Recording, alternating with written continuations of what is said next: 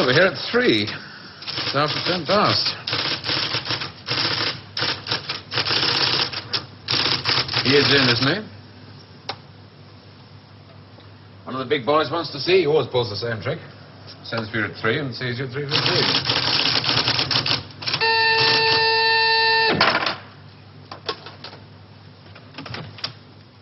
Mr. Larkin to see you, J.G.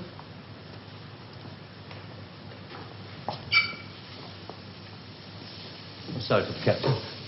Sit down, Mr. Larkin. Thank you. Do you smoke these things? King of Kings, sirs. Yes. Very surprised we got you to come here, Mr. Larkin. Well, I couldn't see what the CWNS would want with me. Still can't. Do you know anything about us? Oh, I heard 1 or 2 things when I was working with the BBC. What'd you hear? CWNS set up midway between the government and the TV companies. Anytime the newsreel boys put out stuff with security classification, wars, weapons, political leaks, they get their film through this office. What do we know about you? Larkin. Robert Santor. Yes, it's a family name. Good family. Good education. But you turned your back on all that, didn't you? Tried a little bit of everything. 1955, you wrote some plays for the BBC, then worked for them as a story editor. 1961, you got a 3-year contract as a director, which you didn't renew. Oh, the BBC weren't paying money. Well, you're in the money now, aren't you? In 1968. There's your flat in Holland Park, your cottage in Hampshire, 2 children. And a dog and a cat who commute with us to the country at weekends. Well, maybe you knew that already. 6 years ago, there were those shows you did on alcoholism, blood sports, slum clearance. People called you bright, very bright. There were other words they used. Hard-hitting, vital. Now you do only 4 shows a year. The critics call them brilliant. They're high in the ratings, and they're, well, they're soufflés. Little soft in the center. Don't think I'm complaining. Oh, you can complain if you want to. Just call it a friendly professional interest. I'd like to know what happened to alcoholism and blood sports. Call it reaching the age of 35.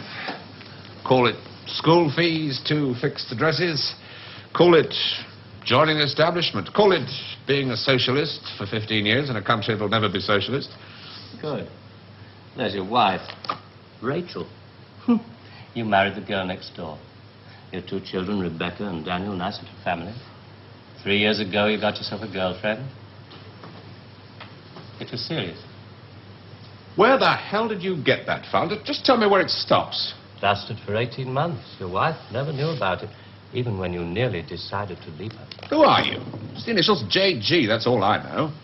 Never met you before in all my life. July the 25th, 1966. You finally decided to break it off with this woman. You said you loved her. You said you loved your children. It was 2 against 1. You had to add it up like that. Sorry, your cigar. It's burning my desk. Sheila told you all this? We have ways of finding things out. But why? If it's blackmail, the thing won't hold water. It's all in the past. Well, there'd be pain, of course, for Rachel and the children. But you wouldn't get anything else out of it. No, it isn't blackmail. We've just been interested in you for a long time. Interested?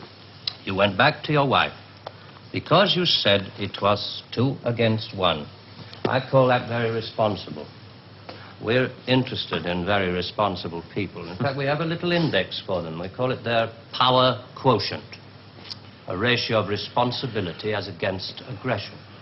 Yours is very low. 0.2. That's very low. Just what we need. Sit down. Please. I'm sorry, the language must seem rather strange at first, but we take it very seriously. Just to show you how seriously, I'm going to tell you how we checked up on you. We call these things surgical transmitters. One was fitted inside you when you went into the Charing Cross Hospital 3 years ago. Appendix, wasn't it? Transmitter? Are you trying to tell me that you listen to every word I say? A machine does. untouched by human hand. There's a little gadget in these things that ties up with the pulse rate. Puts a bleep onto anything that you're excited about saying. British. Power quotient, surgical transmitters, high-speed tape. It's Doctor Who. I'm for the real world, Jack. Good afternoon. I shall just have to give you an example. On July the 26th, 1966, you were talking to this girl, Sheila, about love. You said to her, I quote, "The kind of love I have for you, Sheila, well, it's bed love and it's more. It's staying in bed till 6 p.m. and saying I can't go to the office today. It's eating breakfast at twilight, laughing at leaves on the pavement." I don't believe there's any such thing as these surgical transmitters. You got Sheila to tell you all this, then you wrote it down the way I might have said it. You're a good guesser.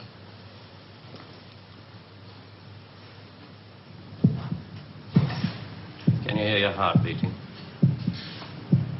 It's eating breakfast at twilight, laughing at leaves on the pavement, getting a cab to a silly movie to Paris.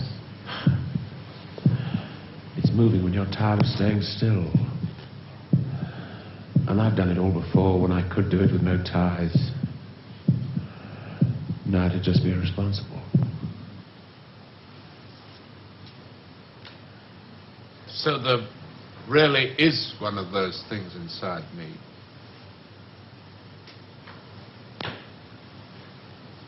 What do you want? We want people with low power quotients. We want them to work for us.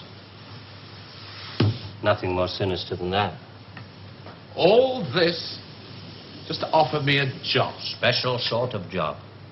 The newspapers talk about the corridors of power, the power elite. Let's just say we'd like you to join the club. Oh. There's a vacancy in our newsreel department. We'd like you to help plan the news for 1973. Come again? Plan the news for 1973.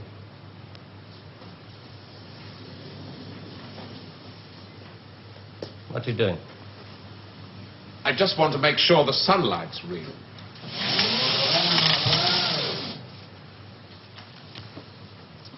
I always tell people, news is the most highly developed form of fiction. The most difficult. Come on. I just want to show you something. There's no obligation to buy. Really. News requires imagination. News requires responsibility. We think you're well qualified. Please. Double A security, sprinkler systems and other services do not operate beyond this point.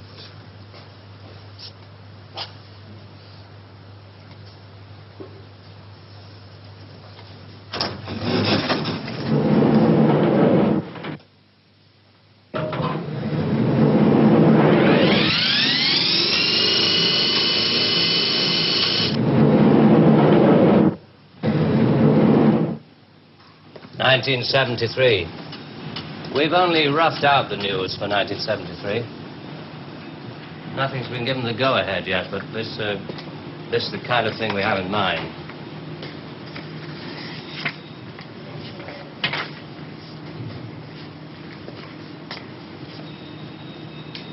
Come.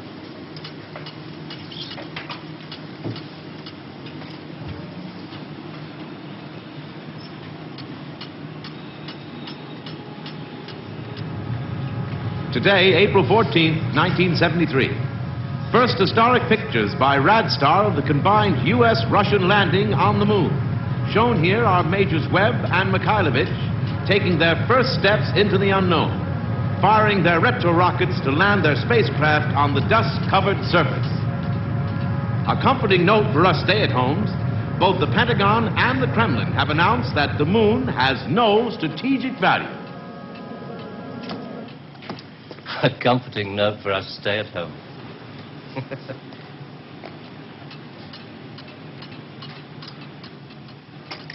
I can't show you any film on this next model. We haven't photographed it yet.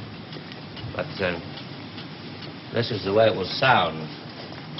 June the 22nd, 1973. The State Department releases film of the ultimate weapon, codenamed Icarus. This satellite is equipped with a solid reactor.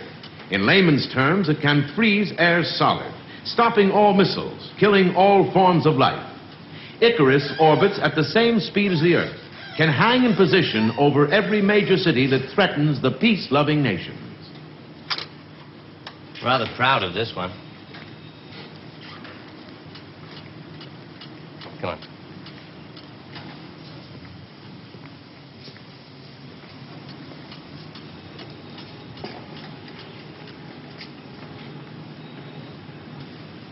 Please, sit down, Mr. Larkin.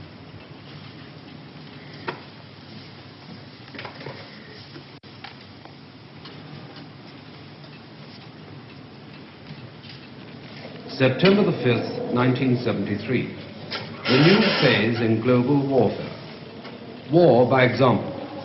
At 4:32 our time, China took out the remote Indian border village of Bandor, unprotected by the Icarus network. After the first 2 5-megaton H-bombs had fallen, the 9-way hotline finally Switch had it off. effect. But This is going to happen in 1973. You're going to make this happen? No. We're going to make models, much cheaper. Then we photograph the models. Fake newsreels. That's fake newsreels. For the past 10 years, people have been looking at our fake newsreels and listening to our fake commentaries. And they accept it for the truth. And you can do it. Stop 100 people in the street. How many of them have actually seen a missile or a satellite? They're just told they exist and they believe it. Yes, you're getting there. I knew you would. Well, now, the moon rocket and the satellite, that you can get away with. That's too remote for people to grasp. It's too far away, but this... I mean, you invented this village on the Indo-Chinese border. Oh, yes. Well, somebody could check up. Very mountainous territory up there. There'll be no survivors in 1973. No rescue work. Radiation scare. Yes. You can do it. This could be the news for 1973. Not necessarily exactly like this. We only plan in detail 1 year ahead. Oh, you only plan 1 year ahead. Hey, tell me, what is the news item that's bothered you the most in the past year, 1967? Oh, well, it has to be the new American intercontinental ballistic missile, the Boy Wonder, doesn't it? Just the one I asked him to set up for you. The new ICBM, codename Boy Wonder, with a much talked about Mercury warhead. I haven't any special effects up here, but perhaps with the proper sound. Blast off. And Robert Larkin, television director, high IQ, 35 years old, is scared. Scared by nothing. It doesn't work. It's a scientific impossibility. The same goes for the much talked about Mercury warhead. Perspex. Well, if this rocket doesn't work, then the others... They have a fireworks party at Cape Kennedy almost every other day. Well, you didn't really believe there were all these things whizzing about up there, did you? Sputniks and rockets. Astronauts crossing their legs for 8 days. How long has this been going on? Since Hiroshima. And the H-bomb, you mean, that doesn't work either? Right. Dirty. Very, very dirty. What was your first reaction? Relief. Oh, yes. Yes, it has to be relief.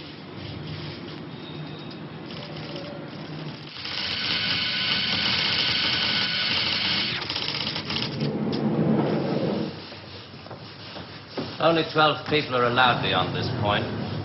Most of them work in the photographic department, taking phony newsreel pictures of our models and processing film and so on. Sit down, please.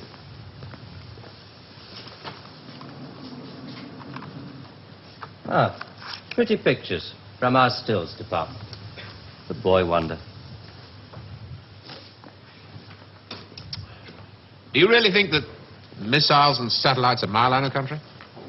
No, not at all. I've only shown you the hard news. There are other things, much softer things we thought might interest you. Well? 1973, we thought it might be time for an anti-teenage movement. A long-awaited return to maturity. Sherry. Perhaps even a religious revival. Oh, I see. You want me to arrange the grand opening of Ruislip Cathedral. 1st of October, 1973. Mark the date down in my 10-year diary. We are very serious about you. There are things about you we like very much. Qualities you have to offer. Qualities that we perhaps don't possess at the moment. That's great. Our file on you. I have to return to July the 25th, 1966, the day you broke it off with this girl, Sheila. You really did reveal rather a lot of yourself that day. But, of course, if you really mind... Help yourself. You said to her, it won't work, Sheila, and she said something, and then you said...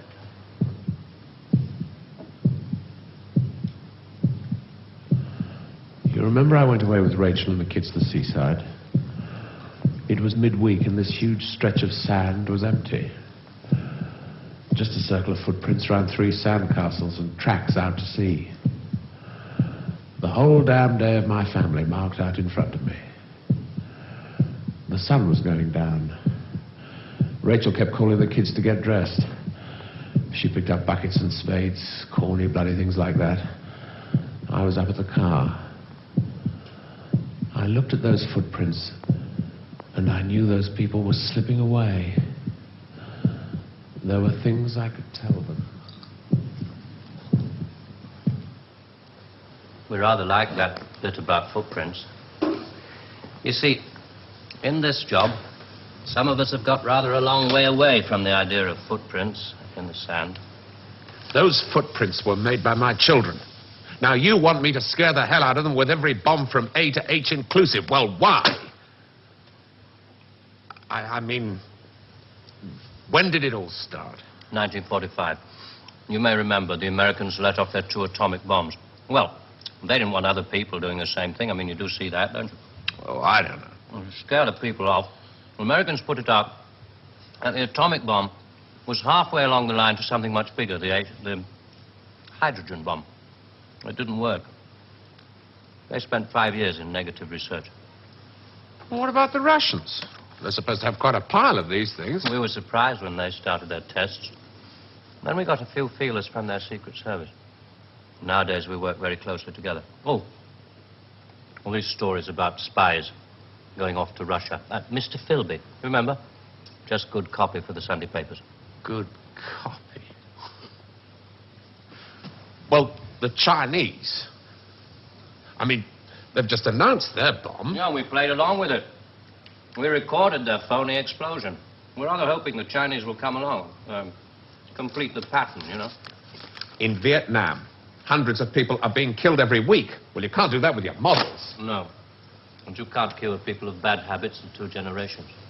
They like to carry rifles. They like to put lines on maps. And we let them because we control the situation. There's no danger of world war. Just a simple choice for everybody. Capitalism or communism. Strawberry or vanilla. It all adds up to the same thing now we've got rid of the big bangers. Well, how can you be sure that Johnson, Kosygin aren't working on other things? Poison gases, bacteria. Pathetic man of your intelligence. You don't want to destroy the world. Neither do I. What makes you think that presidents are different? Well, they've made some pretty good stabs at it in the past. There wasn't the right sort of control then. Nowadays we know better. Politicians are easy to control. The grosser mentality boys who like to be photographed getting in and out of Daimlers in Whitehall. They come right at the bottom of our organization. A few rungs up the ladder, there are the people in the top secret factories. Just those in a position to know they're making weapons that don't really work. There must come a time when somebody wants to use one of those weapons. I mean, somebody is standing there with a finger on the button. Well, that's the beauty of it. Nobody presses the button. We control all the crises. We build them up and we shut them down. We. Again. Yeah, I'm coming to that. Near the top of the hierarchy, there are the economists, top civil servants, the top brass in the military. Those men who are supposed to view the nuclear tests and so on. And above them, CWNS. Right at the top. Classified World News Service. Just who the hell are you? It's obvious, isn't it? Just a very few of the top people in communications in every major country in the world. Oh, you mean you run all these magazines? No, of course not. We just get them to take some of our copy every week.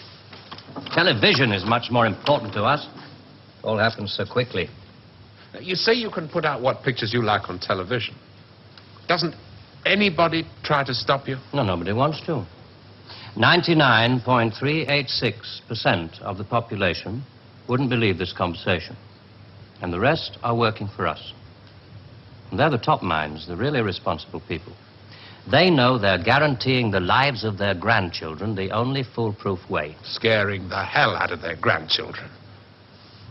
Well, I won't buy it. You must admit there has to be some kind of control in this world of ours. Look at this.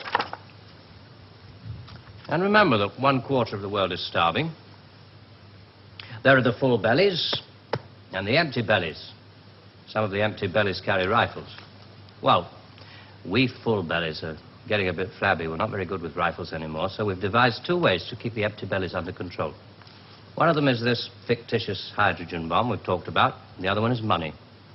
Enough money to fill some of the empty bellies and put a hopeful smile on the faces of the others. A great wall of money all around Britain. And it's no secret that the British economy is in trouble at the moment. So we have to put that right, too, to stay alive. We have to control the people in this country. Scare an ostrich, it buries its head in the sand. You scare a hedgehog, it rolls itself up into a ball. When a woman's frightened, she goes out and buys herself a hat. You mean you scare us so that we'll buy more, so that money moves quicker, production moves up? We don't say scare when we talk about human beings. We say threaten them emotionally. And there are all sorts of ways of not just the big ones like the hydrogen bomb. Overcrowd them a little with bad planning. Sell them too many motor cars. Anything to keep them a little bit removed from reality. Nowadays, people don't work for money. They work for the idea of money. They don't even love for love. They love for the idea of love. They only hate for the idea of hate. It took us 5 years to find a non-addictive drug, one we could pay off against the hard drugs. LSD. You marketed that? Oh, yes, of course. And for a very good reason. Some of these protest movements were getting a little bit too close to the mark. LSD gave them nice little hallucinations. Made them talk like 3-year-olds. Throw flowers at policemen. Shall we talk terms? You're not still going to ask me to work for you? I'm afraid I've had to put all this rather bluntly. You see, there wasn't really very much time. It must be rather a shock. Well, I mean, most people realize that the world is controlled from about 6 big cities. But it must be rather shocking to learn that 1/6 of the world is controlled from this building. You mean you? Oh, no. I only rate an office on the 7th floor. There are 2 other offices above this one. And a giant computer system. Link number 4 in world control. A computer? And what's so remarkable about that? It's just a machine that can store a vast amount of information. A machine that knows too bloody much. Now you're being hysterical about it. The computer's very simple. You feed data into it. Anything from the Wall Street closing prices to the North Atlantic weather reports. And you get decisions. That machine's taken you over. It's just a machine. Extra hands for the people who know how to control it. Well, This one above us, it's square in a box. Yeah, I suppose you could call it square in a sort of a box. Do you know why I go away at weekends? To get away from people in boxes. They live in boxes. They get their thoughts, their problems, and their answers out of boxes. And I like to get away at weekends because they're not people anymore. Now, you know all about me, my cottage in Hampshire. But did you know that there's a line of trees that goes right up past the house, and the noise they make is like the sea? Did you know that I find it difficult to sleep in the country? And I like to go and stand in the garden before dawn, and I feel good because I know that my wife and my children are asleep inside. And I like to go out and walk past the wet hedgerows until I can see pasture land and the smoke from the cottages in the This village. may be all very well for one of your grassroots programs, but I'm afraid time is running out. I ought to tell you, we pay a great deal of money. We can afford to. We save such a lot on things like the national defense budget, so on. We would start you off at £250,000 a year. Oh. Rising to £1 million when you make the Ministry of Morality, which I know you will. Will you let me out of here? One little point. I should have told you about these surgical transmitters.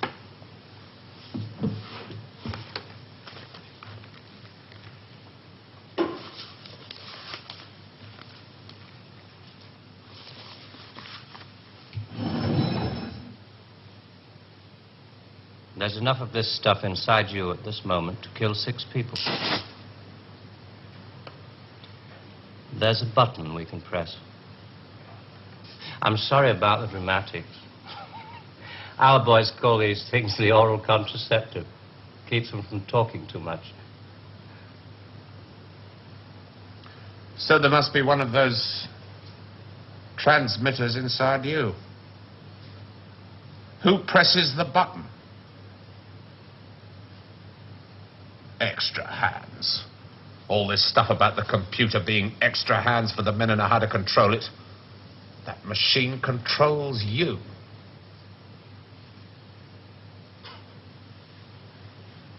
You start on Monday.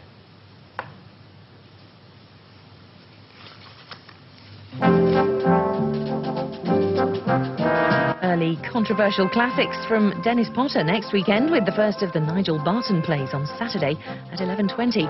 But next tonight, Tony Palmer's very personal film looking at the relationship between pop music, youth culture, money and violence. All My Loving in a moment.